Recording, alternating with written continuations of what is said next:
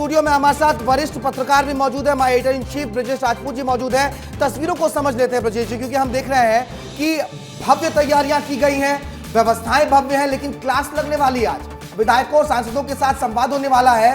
थोड़े से असमंजस में थोड़े उहापों की स्थिति तो होगी विधायकों सांसदों की कि क्या पूछ बैठे मोदी जी हमसे और हम क्या जवाब देंगे।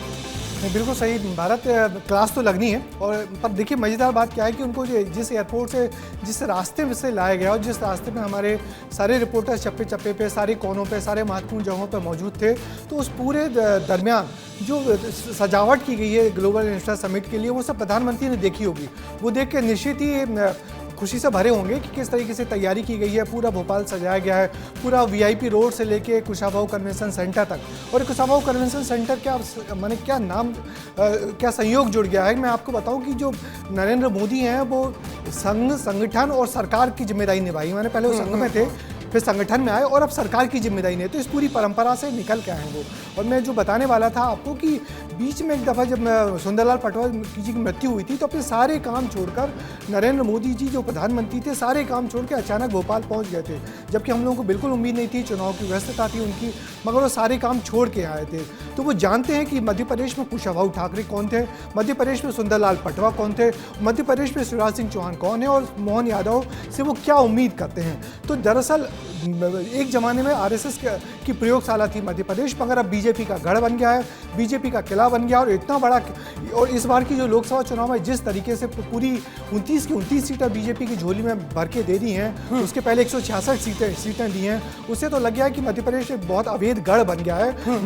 मगर बीजेपी है कि थकती नहीं है, बीजेपी है थमती नहीं है। तो बीजेपी लगी हुई है कि किसी तरह ये अभेद इसीलिए ब्रजेश जी ये कहना गलत नहीं होगा। एक बार शर्मन जी आपसे भी मैं समझ लूं, क्योंकि जो ब्रजेश जी कह रहे हैं कि बीजेपी थकती नहीं है, बीजेपी रुकती नहीं है। 29 की 29 सीटें बीजेपी की झोली में डाल दी मध्य प्रदेश के लोगों ने। विधानसभा चुनाव में इतनी प्रचंड जीत मिली बीजेपी को, तो ये भी हो सकता है, ये भी समझा जाना चाहिए कि आज के संवाद में कहीं ना कहीं वो जो बैटिंग हम कहते हैं, पीठ थपथपाने वाली बात, क्योंकि पार्टी के सबसे बड़े नेता आए हैं, तो कहीं ना कहीं हौसला अफजाई करने की भी बात होगी और एक संदेश होगा कि जितनी भी योजनाएं हैं उनको आप जमीन तक लेकर जाइए, लोगों तक पहुंचिए, सीधे संवाद कीजिए।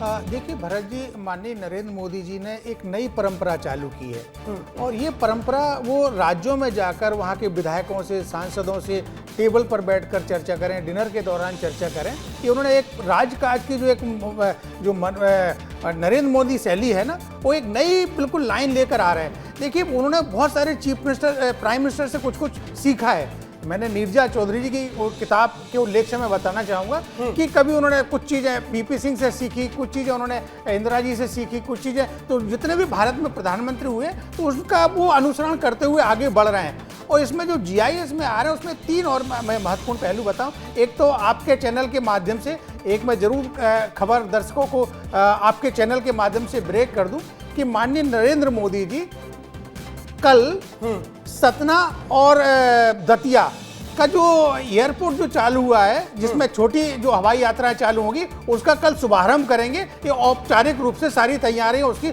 हो चुकी है। दूसरा मेरा जीआईएस को लेकर ये कहना है कि माननीय नरेंद्र मोदी जी तो काम करेंगे, लेकिन मध्य प्रदेश के मुख्यमंत्री जिस तरह से कहते हैं कि हमने एक एक इन्वेस्टर के साथ में एक एक नोडल अधिकारी लगा दिया, तो उस पर वो पूरी मॉनिटरिंग करें कि जो इन्वेस्टर आ रहे हैं वो वास्तव में धरातल पर काम करेंगे कि नहीं करेंगे, कर रहे हैं कि नहीं कर रहे हैं। और साथ में वो स्थानीय लोगों को रोजगार कितना दे रहे हैं, जैसे कि पश्चिम बंगाल देता है, कर्नाटक देता है, बाकी राज्य कहीं कहीं तो 80% 70% रोजगार स्थानीय लोगों को मिलता है, उस पर फोकस करें। और इसके अलावा वो ये भी देखें कि इन्वेस्टर को कहीं समस्या ना आए, क्योंकि ये बात अच्छी है कि मध्य प्रदेश में लेबर यूनियन नहीं है, मध्य प्रदेश में कानून व्यवस्था उत्तर प्रदेश या बिहार जैसी नहीं है, मध्य प्रदेश के राजनेता ऐसे नहीं है, यहाँ वैसी चीजें नहीं है, लेकिन सब कुछ पर इस बार स्थितियां बदली तो है शर्मा जी, ब्रजेश जी, इस बार तस्वीरें तो हम बदली देख रहे हैं। क्योंकि हम जब बीती रात निकले थे राजधानी भोपाल की सड़कों पर, हम अक्सर देखते हैं कि इतने बड़े आयोजनों में शहरें कैद हो जाती हैं, लोग घरों में कैद हो जाते हैं, लेकिन लोग यहाँ आजाद हैं, तस्वीरें खिंचवा रहे हैं। पर बात यह है कि इससे पहले तमाम जीआईएस इंदौर में होते थे,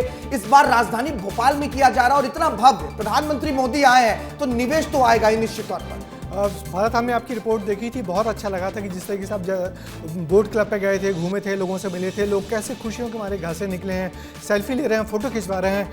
होता यही था कि अब हम लोग ये 8वां इन्वेस्टर समिट है, हम लोगों ने 7 इन्वेस्टर समिट देखे हैं। आमतौर पे पहले खजुराहो में हुए, उसके बाद फिर इंदौर में हुए, और खजुराहो इंदौर शिफ्ट होते हैं। तो कहा जाता था भोपाल में इसलिए नहीं हो सकते थे इन्वेस्टर समिट क्योंकि भोपाल में बड़े लोगों को ठहराने की जगह नहीं है। मगर इस दरमियान भोपाल में बड़े बड़े होटल्स खुल गए हैं, कुछ नए होटल्स खुल गए हैं, कुछ नई टेंट सिटी बना दी गई। बड़ी बात वही है कि जो मुख्यमंत्री कहते हैं कि जहाँ चाहो वहाँ रहा, यदि हमने चाहा कि भोपाल में होना है तो भोपाल में इंतजाम करके उन्होंने दिखा दिए। तो इस वजह से भोपाल की जनता तो खुश है ही, भोपाल एकदम पूरा बदल गया है। मगर आज हम लोगों ने एक दोपहर में चौपाल की थी बड़े उद्योगपतियों के बीच में, तो उनके बीच में जो रिएक्शन आया, उन्होंने जो बातें बताई कि इस सरकार के आने के बाद जो नीतियों में तब्दीली आई है, नीतियां जो सहज हुई हैं, घर बैठे उनको अपना पुराना पैसा सब्सिडी का घर बैठे आ रहा है, कोई दफ्तर के चक्कर नहीं लगाना पड़ा।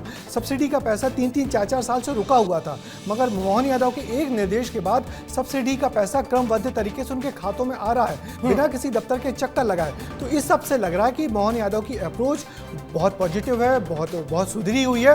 और मैं आपको ये भी बता दूं कि इस इन्वेस्टर समिट से पहले मुख्यमंत्री और उनके मंत्रियों ने कई एसोसिएशंस के साथ जा के संवाद किया है, उनकी बातें सुनी है, और उनकी बातें सुनने के बाद जो अभी पिछले कुछ दिनों में सरवन जी बताएंगे, जो पॉलिसीज जो नई आई हैं उनमें एकदम बदलाव आया है, और ये पॉलिसी मध्य प्रदेश में निवेश में मदद मिलेगी।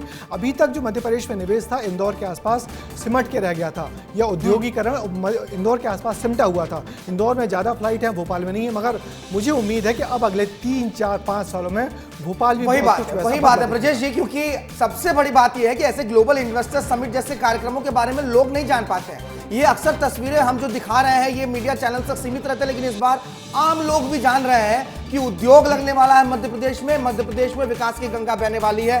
ये जन जन की जुबान पर यह बात है। महाकवरेज विस्तार न्यूज पर लगातार जारी है।